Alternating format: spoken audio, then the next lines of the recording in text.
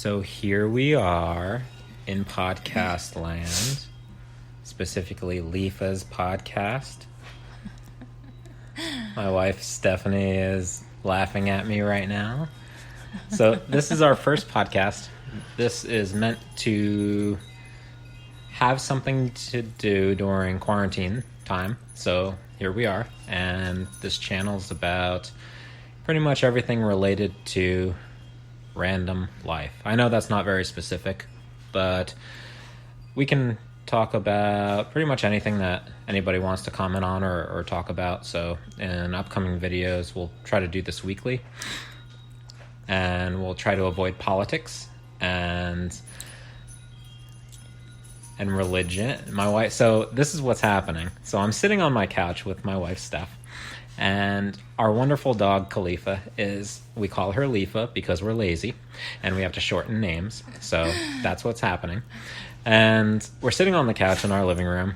We have our beagle making funny noises in the background. So if you hear any clicking, clanking, that's probably our lab trying to be Thumper, and our beagle just huffing and puffing. So that's happening in the background. And we have some gnarly wind going on here in California. So that's what's going on. Back to the show. What we're doing is we're talking about life. We're talking about anything related to travel with chronic illnesses. We're talking about things that we enjoy, such as movies, Disney. Disney is a big thing. So I'll leave it up to you, Steph. What brought you to this idea of podcast? Well, Jonathan, you and I usually watch Jenna and Julian.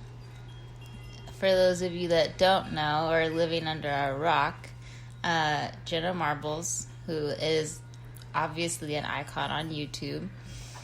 We enjoy watching them live their lives, whether it's a vlog or a video or them just being silly and watching their own podcast. I figure, we have to self-quarantine or self-isolate during this wonderful pandemic that we never thought we would be living in. So I figured, why not start a podcast? Everybody else is either doing it or has done it, or, I figure why not share that part of our lives? We don't really want to be on video unless you guys so request. However, we will be wearing masks because we do want to keep a little bit of privacy as far as that goes. But other than that, we are open to talking about our lives, from being married to, our families supporting us in our daily lives.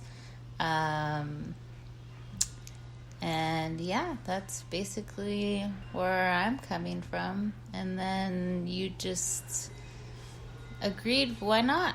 It's another hobby, another thing for us to do during our uncertain times and trying to keep our house stockpiled with necessities for, what's going on. Mm-hmm. So yeah, cool. I think it's a good idea. It's like you said, something to do and something to keep busy with. So that's fun. What else so it's kind of late. It's where we were in June now, and this started, at least for our area, in early March. So early to mid-March. So what have we done since? We've kept up with trash TV, mm-hmm. because everybody needs trash TV. We all need a distraction. We all need a kind of mentally turning off our brains, because I know I suffer from anxiety and depression, and that's a rough go, and I usually go spend time with my parents to help me get through that. Yeah, trash TV, not old, but TV shows that we grew up watching. I know we started watching House MD, and started watching The Good Wife, and now I have Jonathan watching Grey's Anatomy from the beginning. And this time I'm paying attention to the story. most of the time we're sitting there watching our trash TV or our just regular shows. And I call it trash TV because it is trash TV. It's a bunch of people exposing their lives, and much like YouTube is, but exposing their lives in really imprudent ways and just being silly and foolish and not thinking about choices that they're making. And our society decides to broadcast on TV, so that's what we watch. So we're just as much enablers as they are making these programs for us. So our favorite show, at least for the last, what is it, like 3 years? 3 years. Okay, it has been 90 Day Fiance, and a couple of the spin-offs that has been related to that. So before the 90 days, The Other Way. So 90 Day Fiance, The Other Way, where Americans go overseas and they don't Google cultures before they do so. So it's really funny because they really have no idea what they're getting into, and it's funny that people, before they choose to start a romantic life together, whether it's dating, courting for marriage, or just jumping into marriage right away, they often don't think of the cultural implications that go behind, kind of contribute to what makes them believe the things that they believe, and why do they act a certain way, why do they hold certain values that they hold. So, or they don't even start a friendship and then it turns into a relationship, like us in the us. I'm pretty sure not just us in the U.S., but normal people usually start a friendship, whether it lasts a few weeks or whatnot, and then start dating. These people are I think they just get like the most gullible people to trust the dating app when, international dating app, when they shouldn't, or like you said, they should just educate themselves on what their significant other, or whatever they're calling them, what their background is as far as culture or, religion, because they have to think, okay, well, I have to take that into consideration, because if I'm loving this person, I have to love, or respect at least their beliefs, what they stand for. Because if not, then they're just gonna come over, get a green card, and then get divorced, and then they're responsible for them for 10 years. Because if they get into any trouble, they have to, they have to deal with it. Exactly. They're basically on the hook for 10 years or more. And I think that's why I find the show so enticing, is because there's a lot of risk, and there's always reward in a good relationship. So that's nice. On the other side, the risk is huge. So it's always a 50-50 with the people that are on the show. Yeah, and I'm sure that's intentional and everything, just like any television show wants ratings. So that's fine. I mean, it's the nature of the business. It's truth in advertising. It is what it is. And we tune in for that because it is comical. So... of course, it ends half the time with us shouting at the TV, and like anything, we're not perfect either. We have our stuff, just like any married couple or any couple that's romantically together. And it's life's life. And nobody is ever 100% happy all the time. No married couple is happy all the freaking time, 24/7. There's always something that, emotions are fleeting. That happens. That ebbs and flows. But the whole, we're jumping down the path of relationship counseling or marriage discussions and so on. But we've been married 9 years, and it's pretty interesting. I mean, we're still working with each other's, not biases, so to speak, but more how we interpret the world. Mm-hmm. And I think that's still very complementary, and I appreciate that, at least within our relationship. But it's funny. It's funny to see that broadcast on TV. It's funny to see how we can go and be like, all right, so there's certain topics we don't talk about even amongst ourselves.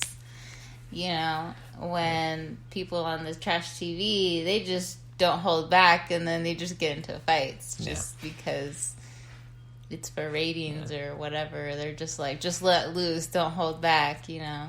So, and just for context to everybody, it's not an avoidance thing.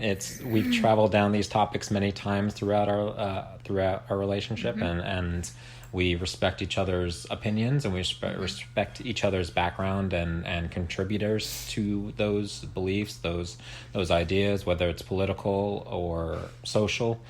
And we're different people. We have different backgrounds. We have different thoughts. But again, the point I'm trying to get to is it's one of those things we've dealt through, and we respect each other with those ideas. So actually, it's funny, when we were chatting with a friend of ours, we were asking, hey, you just passed 100,000 subscribers on YouTube, and how on earth do we navigate this thing that we're gonna try as a hobby or just as something new, so something that was funny is, as we were talking through this, I think we chatted for like 45 minutes about the channel. So almost an hour. I think. So Jory, thanks for that.